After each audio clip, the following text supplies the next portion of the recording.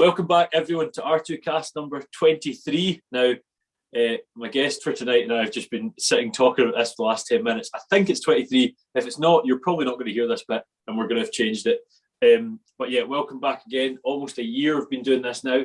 Today we have a very interesting guest, as is all of our guests, really. But today we have James Herrick. If you want to say hello there, James. Hi, how are we doing, everybody? So yeah, thank you for coming on, James. Appreciate that. It's taken a bit of time to arrange it, just with combining and stuff like that. A thing I certainly don't have to deal with and haven't had to since I was down in Essex for a year or two. But we'll get into all the sort of systems that James runs at home, and also some other things. But just before we get into the interesting stuff, as we always do, if you're listening on YouTube, Spotify, Apple Podcasts, I think it is, wherever it is, let me know, get in touch if you have any questions about the podcast that you want to change, things you want to see happen, different guests you want to see, all that sort of stuff. Or even if you think there's another podcast place you want to see the show on, which is mad because I think it's on 30 odd places at the minute, but somehow there's still more places that need to be populated. So yeah, any questions, just get in touch with me on Facebook at R2Kitchen or Instagram. And you'll sort of see what's going on. But enough of that nonsense, and get into the sort of fun story for today.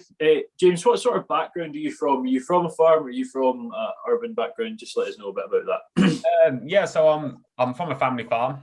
My family have farmed for quite a few generations now. They started on a rented farm, and my granddad and great-granddad actually bought where we are now, 1961. It was a bit smaller then. I think they bought about 300 acres. We've now got about 450, one way or another. It's about 50-50 grass and arable. And I grew up there, worked on the farm. You know how it is when you're a kid. You're always outside, always farming, doing a bit, and the dog's scratching at the door. We've always been outside, farming and whatever else. And when I finished my A-levels, I could have gone off to university. I decided that I was going to just spend all my time probably drinking beer and playing rugby. And my mum would not have been happy about that. So I came back to the farm. I went off shearing sheep and God knows what else. But yeah, ultimately I ended up back on the family farm then. And I've been there ever since. There's just me and my dad, and my mum does the office work. So you say that as if you would have been the only one drinking beer and playing rugby, as if that's not what everyone does when they go away to college or uni. Yeah, that's true. I'm really led. That's probably would have been my trouble back, which is weird because I don't drink really now at all. Kind of just like that's all gone, but I was awful back then. I ran on the stuff. Yeah, no, I mean, I'm the same. I barely drink. I do the odd podcast here and there with another guy, and it's maybe not quite as tried to keep it as child friendly as this one is. So we have a few beers on it, but I barely ever drink. It's maybe at the Highland Show or something like that. But I'm 24 and I can barely stomach a hangover anymore. So yeah, I can't. I'm awful. Yeah, it's tough. It's this old age is tough. Did you ever think to pursue the sheep shearing? Yeah, well, I sheared.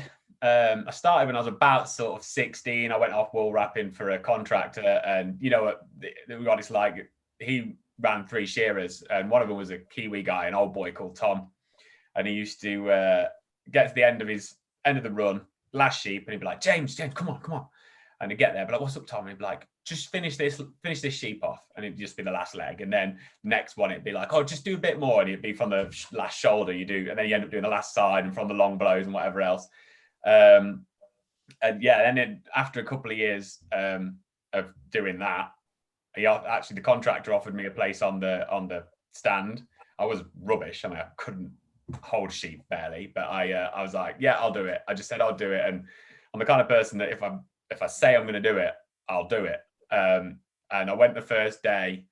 I sheared 52, which was, and I honestly I was in so much pain.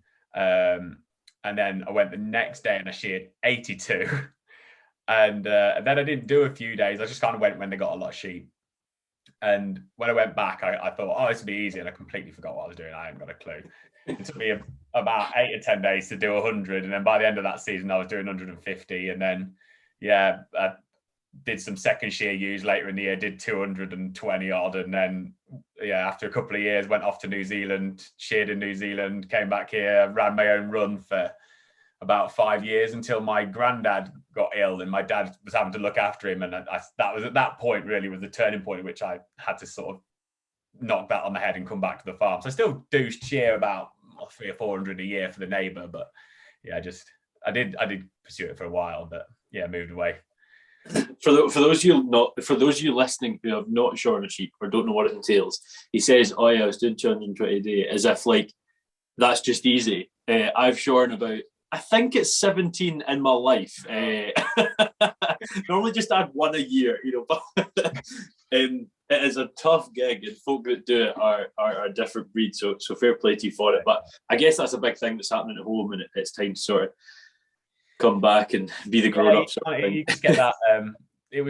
I was running it from home. I was still at the farm, and I was still at the farm most of the time. But Dad just couldn't juggle it and be doing everything, and I just had to say, well, it's time to make that stand now and go back to the farm full time, which was a shame. I mean, I earned more money when I was shearing sheep, that's for sure. It was good fun back then. You go and do 200 or 300 a day and 7 days a week for a few months. It was quite good, but it's all gone now. All gone.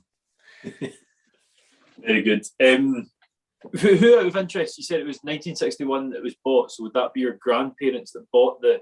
Yeah, it was my dad was born 65, so it was my granddad and his parents that bought the farm, and his wife at the time and his mum, and so they bought the farm. They were they rented on an estate. They were quite big farmers at the time. I think they actually became smaller farmers, but to own a farm rather than rent one. They were on an estate called the Lubbersthorpe estate, which is just outside of Leicester, and the M1 got built and went straight through the middle of it, and they put plans in to put the M69 coming straight through the other way, and my granddad just went, "I've had enough of this, we're going to go and buy a farm," and that's what they did. And in some ways it was the best thing they ever did, because the Lubbersthorpe estate now is all going building. The whole lot's been built on, so there's nothing going to be left in about another 10 years. There'll be none of it left. So I wouldn't have a farm if he hadn't have made that move by then. So, maybe a pretty big money maker, I guess, if the motorways are going through it. Oh yeah. Oh yeah, it's I mean, it's a perfect place now for all the building that they do, like industrial estates and everything. But it's crazy. Before he died, I took him for a ride through before they started building, and the stories you get of all these, he found 5 or 6 different farms on the estate. He was always moving around on the estate, but it was amazing all the different stories he was telling you. And did I pick you up right? You're at 450 acres roughly now, and when it was originally bought, it was about 300. Have you been involved in any of that addition, or is that mainly your dad? Unfortunately, not. There's been the odd chance of buying a bit of ground whilst I've been sort of old enough to have any sort of influence. But the trouble around here is we are very urban. We're like probably the complete opposite of where you are in Scotland. And we're extremely urban. There is so much building money going around that as a farmer, we don't, where we are, we're never going to get built up. We're just like kind of in the wrong place.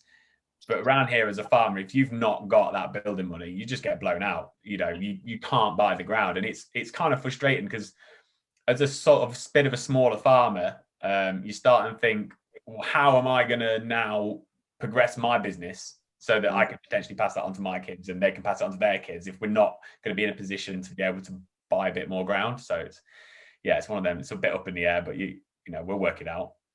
It is a tricky one, isn't it? Because we look at farming as a way, well, we don't look at it. Farming is the way to feed the growing population. But one thing I know I'm guilty of not considering is they also need to live somewhere. And so there's that sort of balance, and both are just as important as each other, really. But you've got half beef, is that right? Half beef and half arable, pretty much. Yeah, we're about we've got about, I would say, about 250 acres of grass, and then the other of arable, but some of the grass is part of the arable rotation, so it's about 50. Yes, of course, yeah. And a lot of the grass is meadowland. We have about 140 suckler cows, and we run a British Friesian cross with a British blue cow from, we buy them in as calves, we buy them from a local dairy herd. they're really high health status. My dad spent years back in the 90s when I was a kid, really working hard on his health status. He worked with our local vets and developed the My Healthy Herd plan with them, which is now a national kind of herd health thing. He was like him and Pete Orpin and I think it was Dick Sibley, or two vets. They put that together, and he was kind of the guinea pig for it, and that's took off. And he's really worked hard on that. So we buy our calves from this dairy herd because we know that they are absolutely top notch on their health, and we're not going to be bringing anything onto our farm. We buy them in as calves, we rear them on because we want that specific cow. We can't really find them elsewhere. And then we cross our blue cows to a Charolais, which we buy on EBVs, which is, I don't know if you know about that, but that's estimated breeding values. We buy all of them based on that. We put the bulls in for 12 weeks and they're out. We carve in the spring, we block calve for 12 weeks, and that's it, done. And then we have all the young stock, they come in, and we have in the past sold them as stores. We're actually now thinking of finishing some of our cattle, which is actually what I was doing today. I was mixing some finishing rations. But we're thinking of going down the finishing route, something that we used to do years ago. We used to finish bull beef. But it was, my dad moved away from that for when he was trying to tighten the herd health up. And it's now we've kind of got where we want to be. We're sort of thinking about going back down that route again. And then on the arable side, we grow a rotation of winter wheat, spring or winter barley, spring beans, and spring oats. And then we also have herbal lays within the arable rotation, which we'll leave for 3 or 4 years. And they'll help sort of put the soil into good condition. And, we'll do then 3 or 4 years of arable and then back to a herbal lay again. And we grow all of our crops essentially. We do sell off some surplus, but a lot of it is grown just to feed to the cattle. So we sort of try and keep all of that as self-contained as possible and don't buy in any feeds that are soya or anything like that that's bought in from abroad. Yeah, so try and keep it like a sort of cyclical system type thing as much as possible. And exactly, and just try and keep it as close as we can. I mean, we try and practice as much as we can. We try and practice regenerative agriculture, and that's kind of the route we want to go down. But it's one of those things you can't turn it on overnight. You kind of have to. You have to filter into it, and that's the route we're kind of going down with it. So we try as much as possible to implicate those things and implicate those practices as we go along. And and it's interesting because for me, with the whole regenerative thing, I'd kind of lost my way a little bit with agriculture 3 or 4 years ago. I was a bit fed up with the whole spray it with chemicals, go in there with the plow, go in there with the subsoiler and batter it down. We're on really heavy ground and it takes a lot of working down when it's not the most ideal conditions, and you're just in there battering it down, rolling it and disking it, and God knows, and it just kind of felt a bit, I don't know, something just felt a bit amiss with it. And then started reading up about regenerative agriculture, and I don't know, it just lit a bit of a spark in me, and I kind of found my love for farming again, if you know what I mean. I kind of lost my way and I'd come back to it. So it's so diverse and so interesting that I just I really, really enjoy talking about it, but I just enjoy doing it and seeing the process. It's really interesting. It's there's been a lot said there, and I've written down about 6 things to talk about. But regenerative agriculture is in some ways a simple term, but also it's not really. It's not the same as sustainable agriculture. And the best description I heard was on a podcast elsewhere, actually. I think it was the Farm Advisory podcast, and Robert Ramsey had said, a sustainable relationship is coming home every night, making dinner, going to bed happy. A regenerative relationship would be coming home with flowers and chocolates and keeping the romance going. And I thought, you know what, right, that is excellent. Way of putting it. But good stuff. What out of interest is involved in that vet plan, do you know? It's a lot of it's just having a plan for you for the year, essentially. So you've got, you set your goals. It's like any kind of training plan or anything. You set your goals and how you're going to work towards it, and then you have your measuring tools of whatever it is that you're trying to achieve, and then at the end of the year you review it and set your next goal again. So, but it's it's really a good thing. I mean, you can log into it online, but I wouldn't know the password without looking in the little book. But yeah, no, good.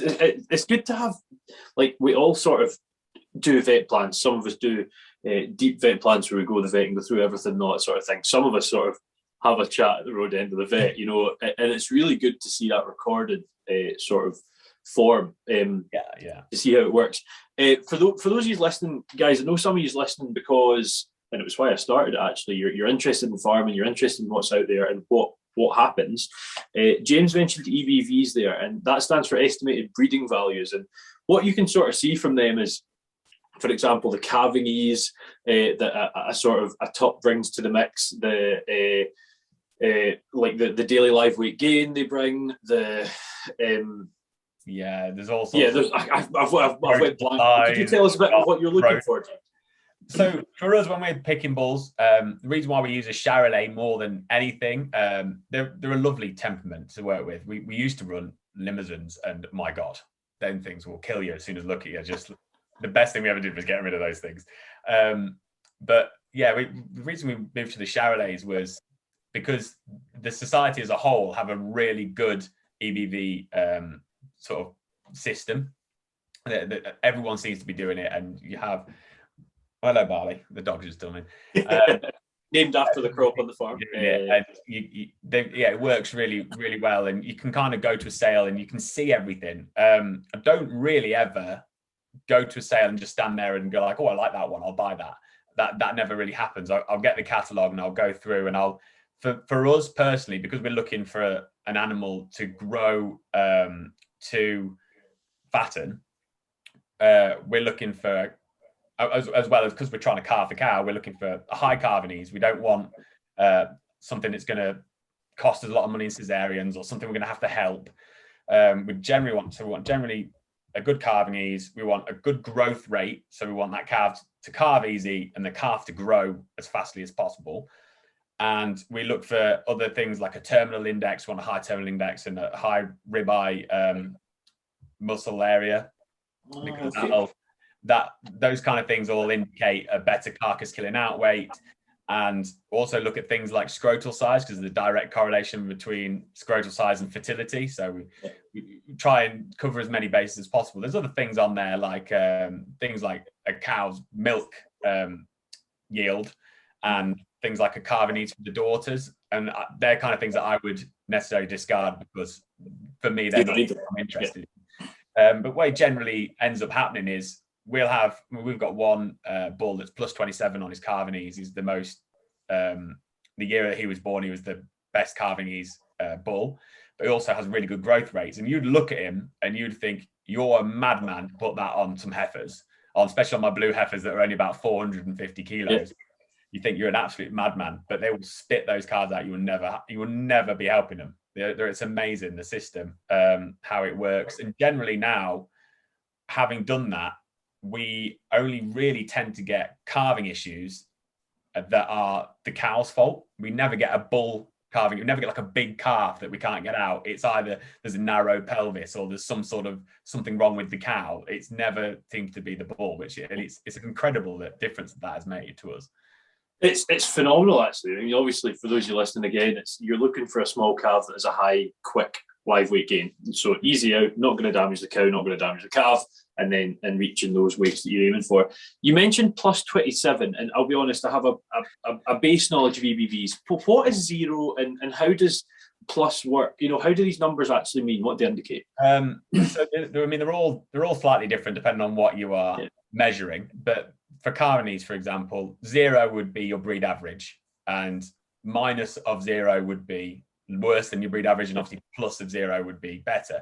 Generally, if it's a plus, if it's anything more than 10, you're like, wow, okay, that's pretty good. He was, like I say, plus 27. He was absolutely amazing. And they do change over time because how they work is a lot of it's veterinary measurements, and it's also down to the farmer that you buy them off, the breeder, to record things like their weight gain and stuff like that. And it works back on the genetic profile going backwards as well. And it all goes into the system, and the more you put in, essentially, the more you get out. And then each single thing has an accuracy mark. And what I tend to look for is more than 50% accurate. You're never going to be 100% because until the day that that animal dies, you don't know what it's going to produce. But if it's more than 50% accurate, you're generally going to find that it's pretty much there. So yeah, it's quite interesting. I mean, a lot of people that are involved in animals, be that pets or livestock, I've heard of pedigrees. EBVs are almost like the opposite of pedigrees. So pedigrees are taking the information from aunties, grands, mums and dads. EBVs are taking the information from the offspring, seeing how that's working. And it's a really interesting thing that I don't know enough about. And I keep trying to learn it, and then I'm like, I get confused with the numbers and then try again. But it's interesting stuff. You mentioned you're mainly aiming for store market at the minute, but looking to move into finishing. What's made that decision come about? Really, actually, a lot of that has been come about with the EBVs, because as we started off with just one bull, and we sort of went down that line, and we were comparing the calves from that bull to the other calves, and so on and so forth.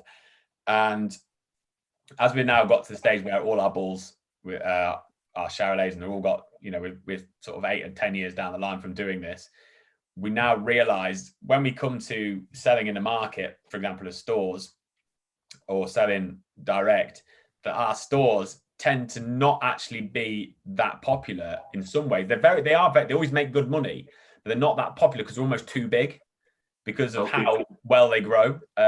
So we generally sell them out at 12 months old as people are trying to buy them and turn them out, but they're almost too big to turn out because they're at 500 kilos at 12 months old, and we've not pushed them at all and not really had any big cereal ration or anything like that. They've just generally been on a bit of silage, and people are like, well, if I put this out, it's going to fall back and melt, but I don't want to be turning it into a cattle yard and feeding it because that's not what I'm about. And so we were like, well, we generally try to have the yards all empty for the summer. So because there's only me and Dad outside, we don't want to be rushing around doing harvest and having to feed cows in yards. So the idea was that if we can have those cattle finished now at 14 months old, which should be easy for us with what calves we're producing, then we won't have that problem anymore. Whereas when we used to finish bull beef, they were in the yards all the time. It just drove you mad. Constantly going, waiting for you. You said barley, beans. Did you say peas? No. Barley, beans, oats. We don't tend to grow peas for ourselves because we've not got the lightest of ground, and we've got quite a lot of big stones, and I don't like having to put a new concave in my combine if I can help it. Exactly, it's just more work. Just out of interest, have you ever grown rape, orchard rape? Or we used to. We used to grow as part of our rotation, and we up to about 3-4 years ago, and we got on really, really well with it. We grew fantastic crops of rape. We generally didn't grow it too much because we had a wide rotation, and a lot of the problem with that was just when it was wheat rape rotation. But we had a wide rotation, got on really, really well with it, and then we started to suffer a lot with the flea beetle. Yeah. And last time we grew 50 acres out the back of the yard.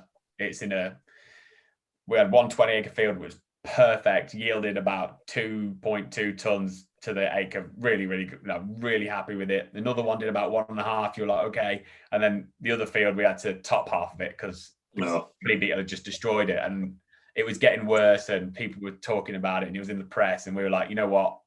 We're not arable farmers solely. We've got other things to worry about, and I can't be there just looking at the rape every day, hoping that I'll find a flea beetle and go in and do something. And really, if I don't want to be spraying pesticides all the time anyway, and insecticides. So it was like, well, I can think better of this. I can do something else. And we're growing that out, growing that rape and selling it out and buying back in other protein sources. And you're like, well, we might as well be growing our own protein source. And something like beans is relatively easy to grow. You're not using artificial fertilizers. You don't have to really spray them that much, and they put your soil in really good condition. So it just seemed like a bit of a no-brainer, really. Yeah, kind of known as a bit of a break crop at breaking point these days. I mean, establishment's almost impossible because of the the trouble with rape, you spend so much money on it before Christmas, and you could get after Christmas and still have to get rid of it. And you're just like, well, I'm not really interested in spending that money just to throw it down the drain. So, yeah.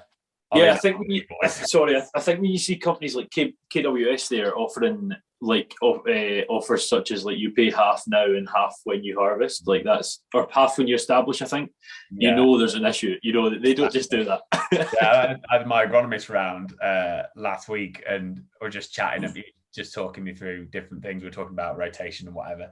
And he said, your neighbours, he does the agronomist on agronomy on a couple of neighbours. He went, got two big arrow farming neighbours. He went, they're putting rape in next year, and the others are putting rape in next year. He says, do you want to grow rape around here for a good 4 or 5 years? Because there'll just be flea beetle everywhere. I was like, that's not really helping anything, is it? No, it's not. It's not at all. Sorry, still going over that first thing you mentioned. I've just got loads of things written down. You mentioned herbal lays. Now, people are probably thinking, well, what is that? So what is that? Well, we used to grow just a grass lay. So we used to grow what's called a Westerwald, which produces tons of grass, lots and lots of grass, but it's not the best quality of grass. And it only lasts really 1 year. You might get a second year out of it if it's good. We moved to herbal lays, and what they are is essentially a diverse mixture of different grasses, herbs, forbs, legumes. And I think there's about 17 or 18 in the mixture that I use. There'll be things like chicory, different grass species, so things like timothy and ribgrass, plantains, all sorts of different bits and pieces, lots of clover, white clovers, red clovers. And the reason why we've moved towards them is that we don't get quite so much silage from them, but we get a higher quality of silage. So when we come to feeding in the winter, we don't have to feed as much of it because it's of a better quality. So really, if you work it out, if you do all the maths, you end up about the same, if that makes sense. You have less silage, but you have more quality. You don't have to feed it so much. You end up about the same amount in a kilos per day or whatever you want to work it out. The amount of days worth of silage is about the same. And one of the reasons why we went to them is I've actually started to put them in on our grass lay, on our permanent pastures as well. Because they have a lot of different depths of rooting, whereas something like a Westerwald grass only roots real shallow, a couple of inches. Those herbal lays with things like the chicory in there and the plantains, they'll get down 5, 6, 7 feet with a root, and they'll be drawing off moisture. And it's actually, you can tell now if you went to the farm, we've had a really dry spell apart from the last week or so. It's been bone dry for months, and the only thing that is growing is the herbal lay. That's as green as grass, but the actual grass that's gone a bit dead, a bit yellow. And we're actually bringing some cows in tomorrow. We bought a few in, but we bring some more cows in tomorrow because we've not got enough grass now to keep going. Whereas this time of year, on a normal year, if it was raining a bit more often, you grow loads of grass in September. So those herbal lays are really helping us out, and because they have a different root structure and there's a lot of diverse roots in there, essentially there'll be some sort of root in every foot down to that 7 feet. You're going to be building topsoil. You're going to be improving your water infiltration. You're going to be making the soil more friable. Things like the clover will be adding a lot of natural fertility in there, so you're not having to use so much artificial fertilizer. And generally, like I say, your grass is going to be of a better protein when you come to feed it to your cattle, so they're going to do better as well. That rooting is amazing. It's unbelievable. Yeah, it's unbelievable, the depth. And you'll look at it and you think, because I looked at our herbal lay the other day and I thought, well, there's a lot of plantain in there. And I think I looked on Cotswold Seed. They have a great thing on their website where you can put in and it'll show you the roots and it shows you the depth. And I was like, oh, I see why the plantain's growing so much, because the roots are just enormous. So yeah, it's really impressive, the different things that you can do with them. It would be interesting. You mentioned there's chicory in there. It'd be interesting to see a batch of your cattle on the silage from these herbal lays or direct from the herbal lays, whatever, against just normal grass, Westerwald sort of mix, that sort of thing. Yeah, it would. I have got some Westerwald still, because we kind of still growing in a little bit just as we transition, putting more in. So yeah, it would be interesting to give that a go, actually. And it would be interesting with a focus on worming issues, because chicory acts as a natural anthelmintic, doesn't it? So yeah, exactly. Yeah. That'd be really interesting. Yeah. So we've thrown around regenerative a few times here, James. And one thing that's in the news a lot, we've got COP26 coming to Scotland. You know, the environment is very much in vogue, if you will, and it should be. It's the first time it really has been, and it's good. And we hear the word carbon all the time, and I'm pretty sure maybe you're not doing audits, but you're certainly looking forward to that. What do you think that means for farming? Yeah, I mean, capturing carbon, I mean, carbon's essentially the thing that makes all life work. Everything is made of carbon. You know, it doesn't matter what it is. Your computer, the ground, every plant you eat, everything, it's all made of carbon ultimately. And if you can take as much of that carbon, we've produced tons of the stuff over the last 100 years, and we've made a right mess of the place. And if we can take some of that and as farmers sequester it into our soils, not only are we improving our soils, because having that carbon improves the natural fertility of your soils and the microorganisms that work within it, and the way that they relate to passing nutrients through the rhizosphere into the root of the plant and make the plant more healthy. I think it's just something that we need to be a lot more aware of. There's a lot of farmers around here who we direct drill, and there's a lot of farmers around here who will say to me, what do you do that for? And I'm like, because that plow that you're using, you know, once or twice every year is the worst thing that you could ever be doing for your carbon source. You are just throwing it out the window. It's really, really bad. You're not going to be able to sequester as much carbon as you're chucking out in that plow. And I tried to explain to them, you know, half the trouble I think with it is that a lot of farmers are old. Farming, we have an older generation of people working in agriculture, and yes, some of them are pretty clued up, and some of them have the right sort of attitude to it. But one of my neighbours is like 85, still works on the farm all day and loves the plow. His plow is his favourite thing that he's got, and he just doesn't understand. Even though I'll say to him, "Let me come and drill 10 acres. Just let me have a go, and I'll show you." And he's like, "I said I won't charge it. I'll just come." And he's like, "No, I'm going to plow it." And he's like, "It's not going to help us. It's really not helping." But yeah, building up that carbon sink in your soil it's so important. As a plant grows, you know, you photosynthesize, it pulls in carbon, and that's another reason really why the herbal layers are so important. They grow so much with those deep roots. They're always growing. They're pulling in carbon all the time, putting it into the soil, and yeah, it's going to be good for us essentially. And I think we need to get a bit more clued up with it. I think it's interesting. A lot of this, people starting to talk about selling carbon credits and that kind of thing. I think that's quite interesting. I don't really know enough about that yet to actually get my head around it, but I think it's something that having that monetary thing that we can, as farmers, sell, especially as it's not so easy now to make a living out of agriculture. I think that might help people steer in the right direction, because they think, well, there's a bit of money here. I can, you know, you're almost bribing them to do it, but if it's getting done, it's getting done, and that's what we need to think about. I think the carbon credit and carbon currency, I mean, you could almost see it as a cryptocurrency, but there is still a tangible thing there in the practice. But I think it's dangerous in that big companies, I'm not going to say a company because I can't think of one that does this. Not that I'm scared to say a company, I just don't know how to do this. They have a huge carbon footprint, right? So they go and buy 1,000 hectares of woodland up in Scotland from this person. Nothing has got better. You just look better. And I think that's the problem. Money you can manipulate how well you look with money, which is a worry. That always bothers me a little bit, because then it's, you know, you see it all the time, don't you? These well, it doesn't matter what it is, where it's like vegan propaganda, you get a lot of it, or you get it on the news where it's very simple to say, oh, agriculture, that's bad. Cows fart, and that's bad.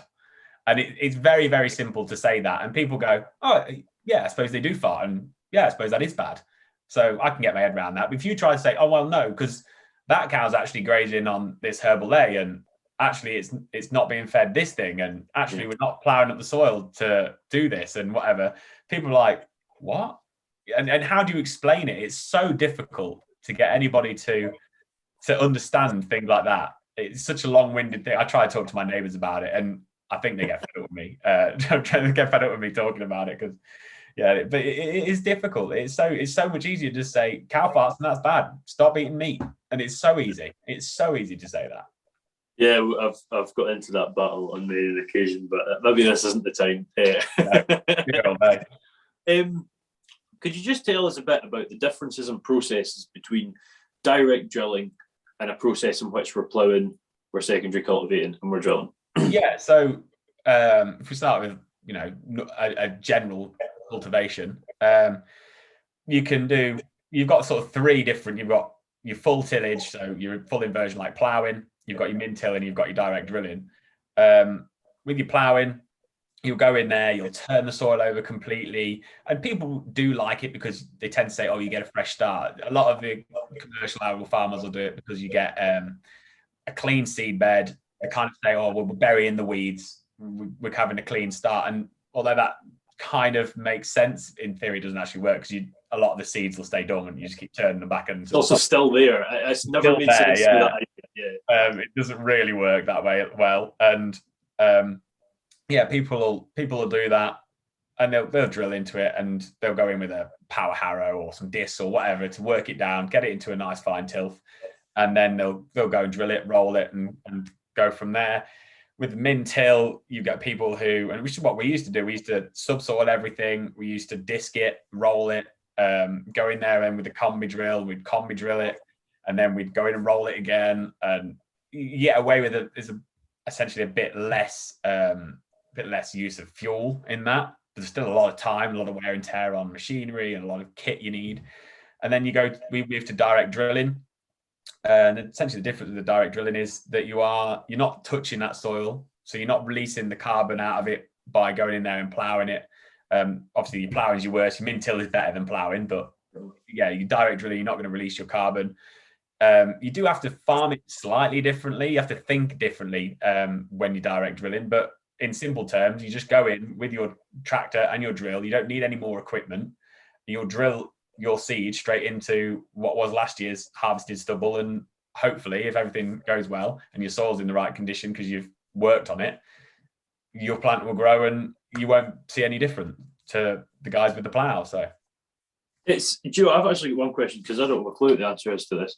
If you've had rape in one year and you go to direct drill wheat the next year, it's quite a substantial stubble. Do you have to go and sort of get rid of that rape stubble by topping it, or how does that work?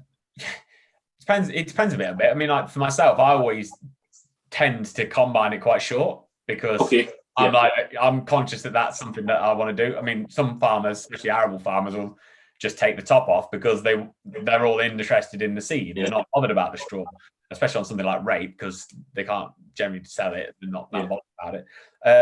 But the thing is, especially with something like rape as well, they're generally chopping the straw, and it's very good straw for essentially your soil. It's good. It's got a good carbon nitrogen ratio. It's good for putting back into your soil. It helps your soil, regenerate itself, and gets a lot of the microorganisms working. So really, it's something. Personally, I try and cut it off quite short, and then would put it out the back. Same when I'm doing beans. I chop the bean straw. Same reason. Really. Cut it off short and do it. So yeah, I suppose I don't think really it would matter too much. I mean, one of the principles of regenerative agriculture is to keep the soil covered and protected. So really, if it's a bit long, it's not going to hurt. As long as it's not affecting your drill working, it shouldn't really matter. Yeah, and I guess affecting of the drill working was kind of what I was wondering if it did. But when I originally got in touch with you, James, you just gave me a bit of a overview of the farm, that sort of thing. You mentioned cover crops. Could you tell us a bit about that, what they are? So a cover crop is essentially a non-profitable crop that you're growing in between two cash crops, two crops that you're growing for profit. And the idea of a cover crop is that you don't have to grow multi-species in there. You can grow just one species. But the idea is that you're improving your soil, especially if you're on a direct drilling system, because it does a lot of the roots will do a lot of the work for you, as opposed to putting a tine down it or a plow.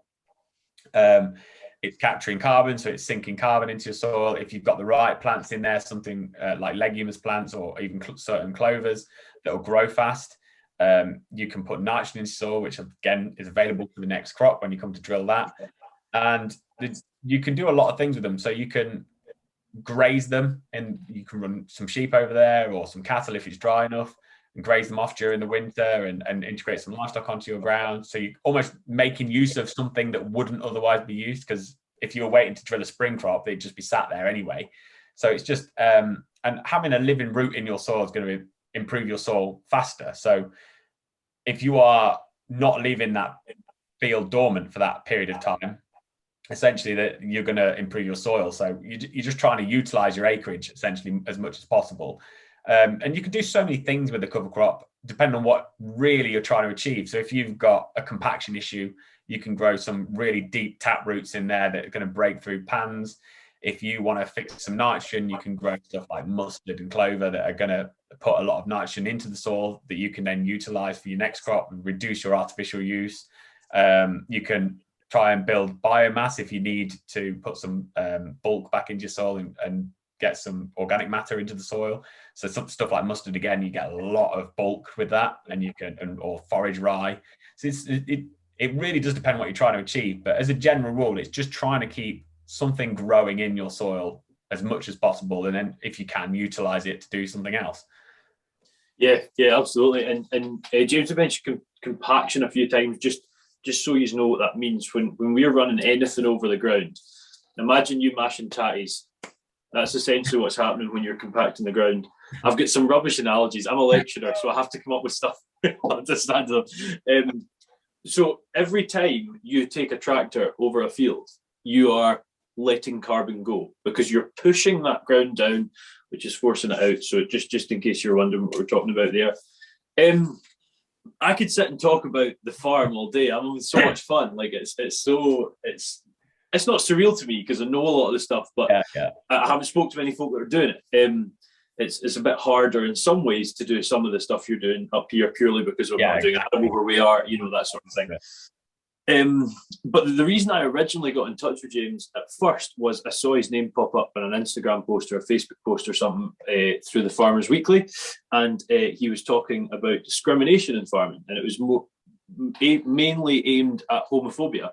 From what I understand, that was certainly the one I read. Could you just tell us a bit about that then, James? Yeah, so I write articles for the Farmers Weekly. I'm one of their writers. I write about every 4 or 5 weeks in there, and that particular article you're referring to was the discrimination article that I wrote.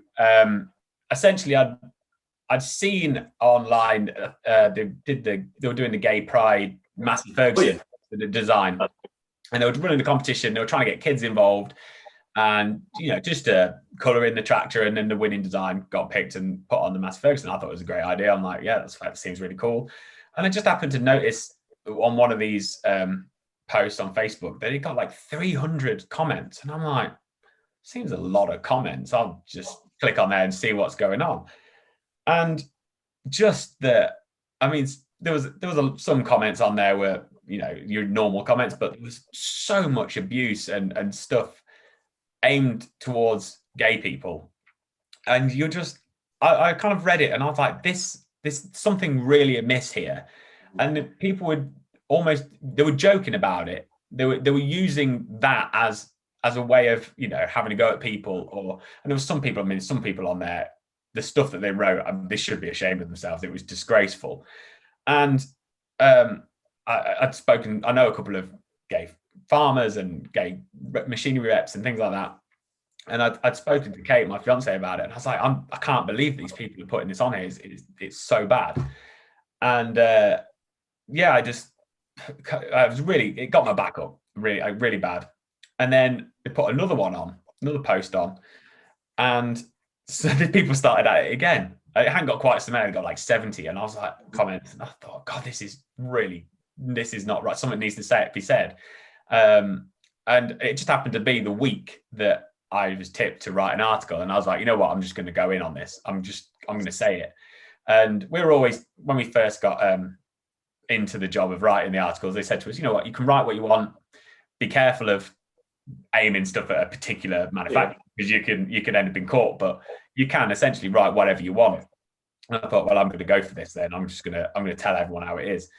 And yeah, I just couldn't believe that in modern day agriculture that we had so many people who were willing to beat down on someone just because of something so simple as a sexual preference, and it's not just confined to that. There's racism and so on and so forth. And I just felt it was something that needed to be brought up. So I wrote my article. It got quite a big response, actually, that one in particular. Positive response, I assume. Yes, yeah, positive response. Yeah, it was. I mean, there was a few people on there that were trying to say that there wasn't a problem, and I'm like, well, always there is a problem. We can see this. I didn't write it for the sake of provoking people. I was trying to highlight this issue. But yeah, it was a general positive response. I got a lot of people were thankful. I got phone calls from people that were saying, I'm glad that you wrote that, especially coming from a straight man. I think that's the thing that people were saying to me. If you get a gay person who's complaining about it, it doesn't have that same effect, because I get that. Yeah, if you know what I mean, that's what they were saying to me. Whereas when you're a straight man who's highlighting this issue, they were saying, well, that really rings some bells for people, because they're like, wait a minute, he's not saying that it's against him. He's seen this from the other side. Yeah, and when I had my interview for my job, I'm a lecturer at Scotland's Rural College. There was a question: how would you go about promoting diversity?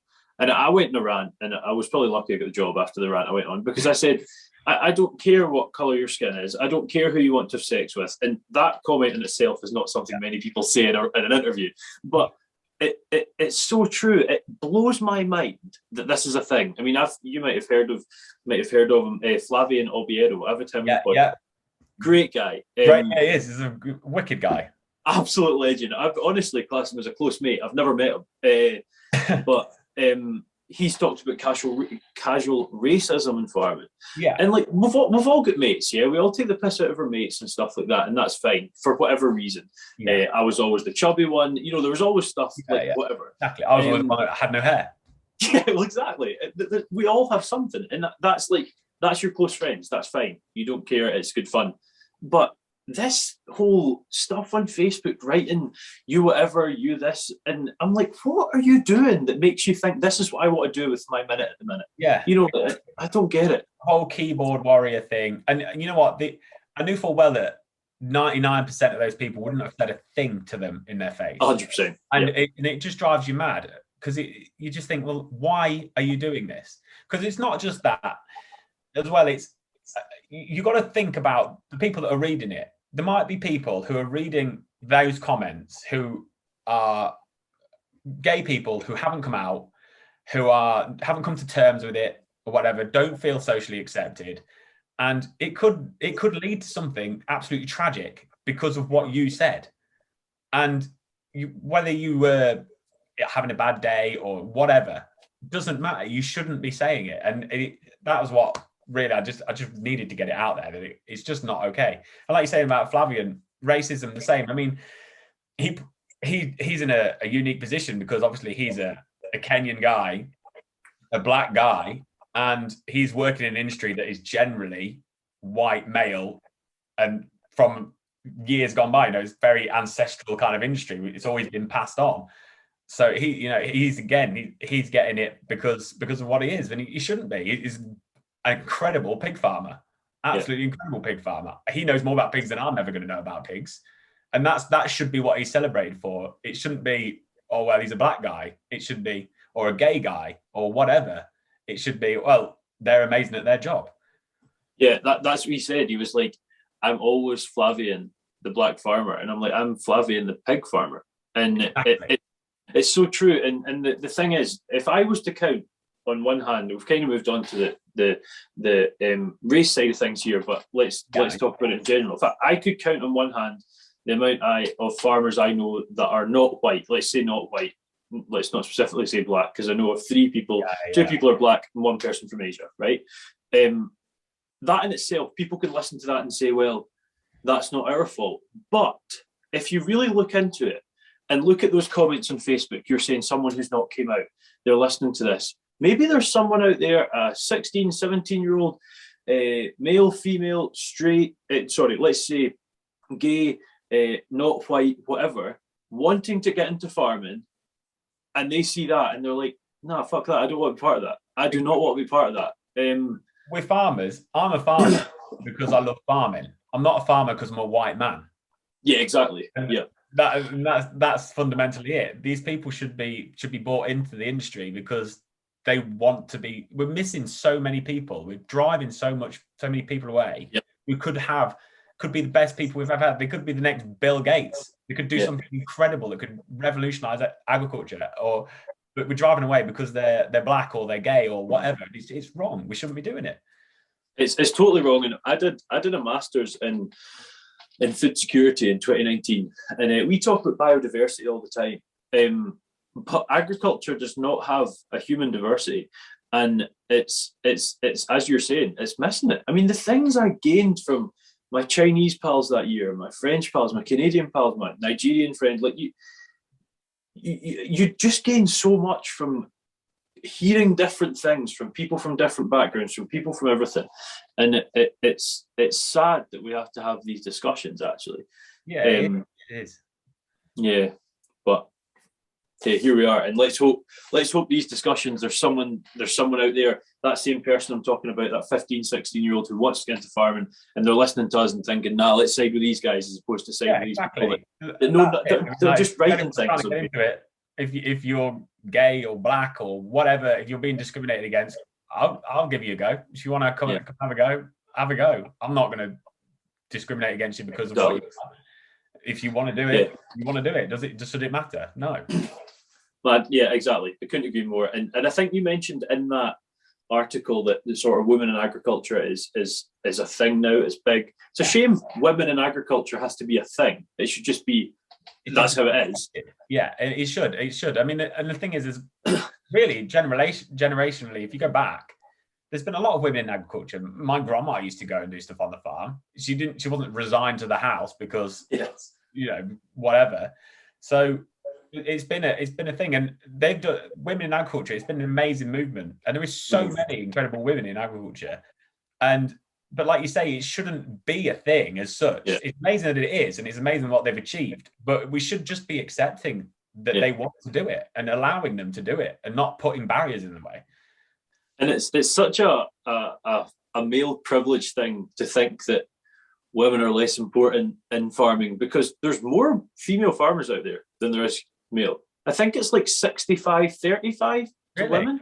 Yeah. Because in a lot of places like Africa and stuff like that, it's like the lowest. I mean globally. Yeah. No, if I said nationally, apologies. I meant globally. No, you didn't. I was maybe in that. Yeah, just jump to that. But yeah, Oh, we could sit here and get angry. It's good that we've talked about it, and it is good to talk about it. And there's one other article. You're obviously writing a lot. By the way, if you're listening, go check out James on social media on YouTube. Is it Baldy Farmer? Baldy's Farm. Yeah. And then Instagram is on Folly Farm. Yeah, on Instagram. Live on Folly Farm. So check those out. And also, if you want to see more of what he's doing, you will have to pay for the subscription if you read any more than 2 articles. But if you type in James Herrick Farmers Weekly, there's loads of them, and it's just a full page. But one other one I wanted to talk about was, I can't remember the exact title, but it was along this sort of narrative of take time off and don't be scared to do that. Yeah, it's such a peer pressure thing in farming. I sat in the pub, I did 17 hours. One of my favorite things, like I said about the comments, one of my favorite things to do is, I don't care what people think of me, I really don't. But one of my favorite things to do is to read the comments on my articles, because generally 90% of the people who comment on there haven't actually read it. They just read the title and they go off on one. But yeah, having time off, it's something that I didn't used to do. I used to go like Young Farmers AGM and potentially skiing, and that was it. I didn't have time off. You just keep going, and it wears you down. And as I've got older, you realise how important it is to have time. Obviously, I'm engaged to Kate, and we've got the dog, and we go away, and we'll have a weekend or whatever. Mum and Dad have got a caravan, so we just nip off in the caravan, and you're not doing anything particularly, but just having that time away from the farm, just to have a moment to breathe and to think about something different. Honestly, I get so much more work done from not being beaten down all the time and tired. It's unbelievable how much more efficient you can be, and how much clearer you are, and how much better your business direction even is. But people are just like, well, you shouldn't be leaving the farm. You shouldn't go. I don't go on holiday. Why should you go on holiday? And they get really arsy about it. But it's just it is ridiculous. It's funny. I always remember speaking to a guy on Arran. We basically have one family that shear all the sheep. And the older brother, really nice guy, got on great with both of them. They're really good family friends. But he mentions about this time when they were in the pub and they were having a chat, and he was with someone else that was a farmer on the island, and he was like, oh, I did 90 hours this week and 90 hours last week, and there was this German in there, and he goes, why are you proud of that? I work 16 hours a week and make the same money as you. I was like, that's a privileged thing for sure. If you can get in that position, it's great. It's the other extreme. The what's the word? The sort of premise, I guess, rings true.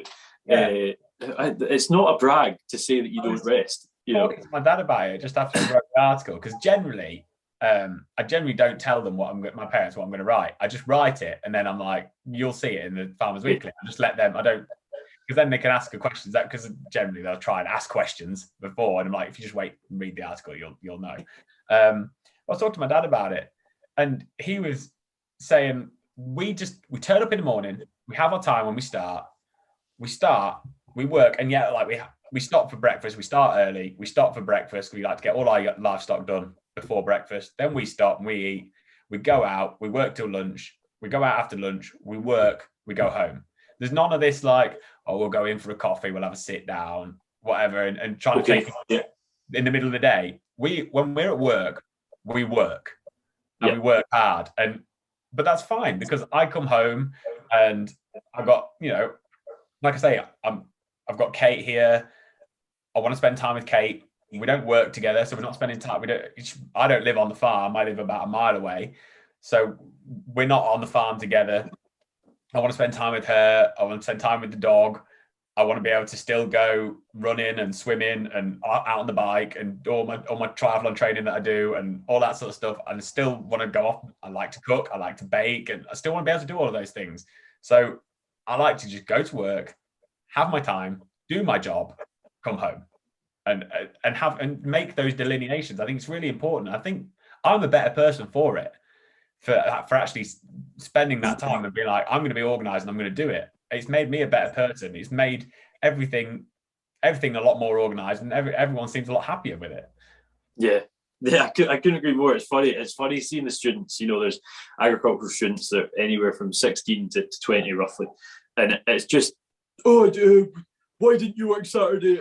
Why didn't you work the whole weekend? And it's not that impressive. I get it sometimes when I go up to the agricultural engineer in the village.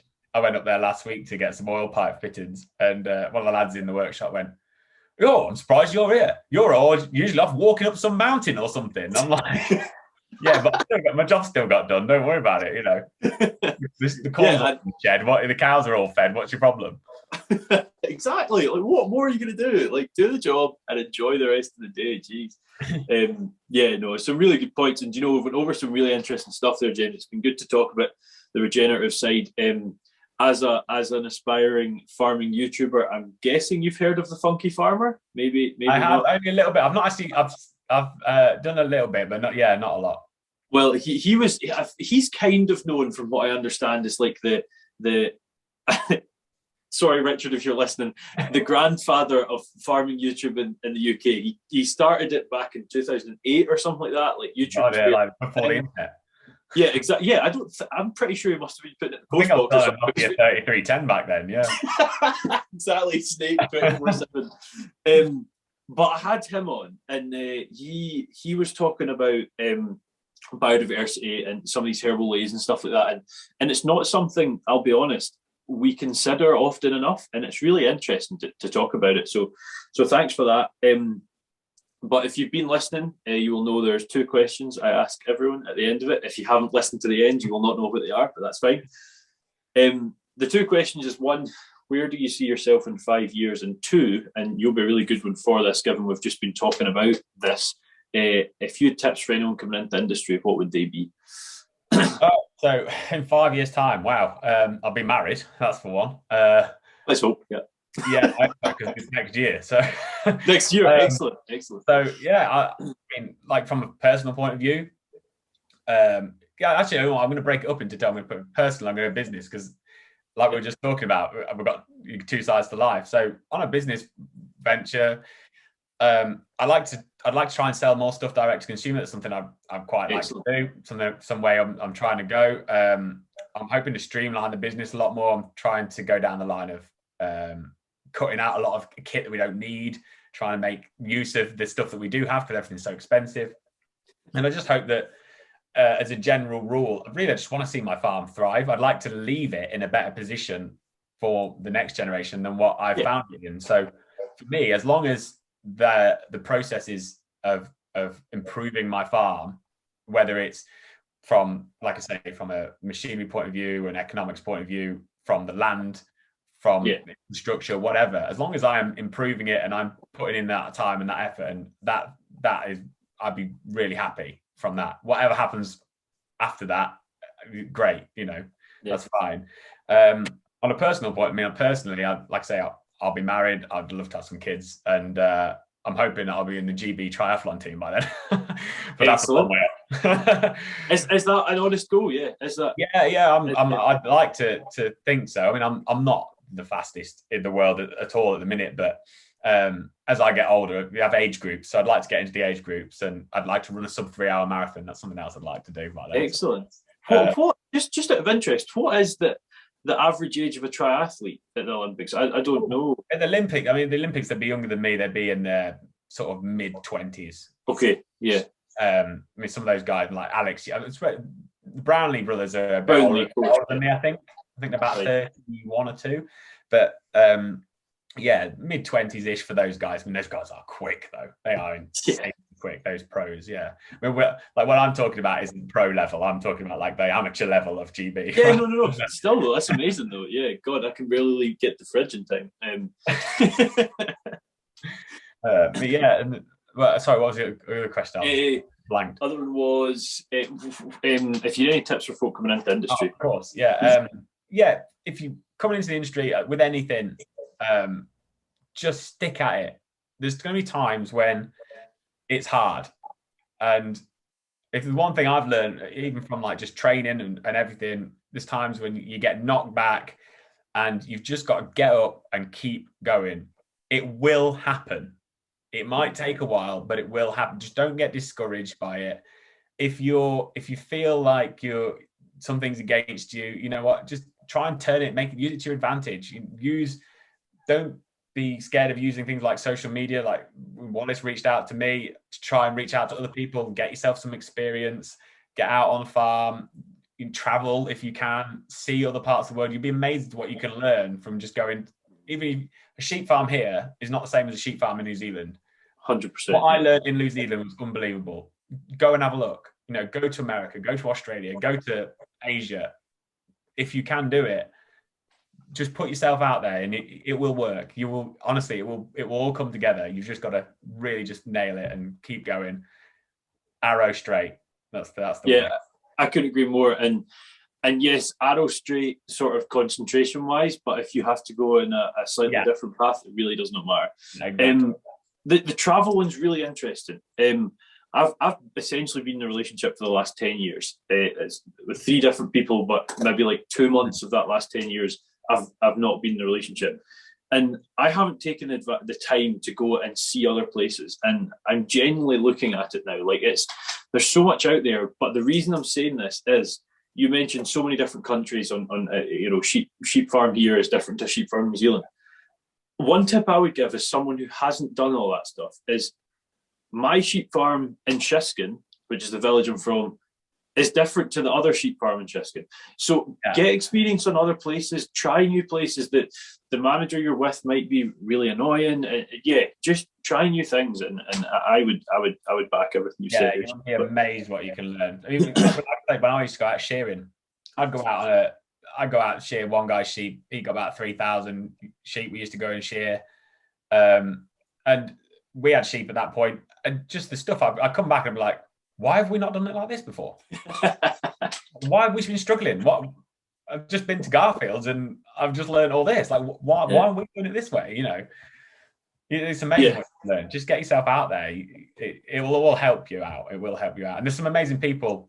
You'll discover them. You'll find some idiots. Ignore them. And then just go off someone else. There's some amazing people out there if you're just willing to look. Yeah, and do you know what? Even the idiots, you'll learn something from them, even if it's not to be that way. Actually, brilliant. Well, thank you very much for coming on, James. Appreciate it. Thank you very much for having me. Yeah, no, not at all. It's been great chatting. And if you've been listening in and you're still here, really hope you've enjoyed it. And we'll see you in a fortnight's time. See you later on, guys. Cheers, guys.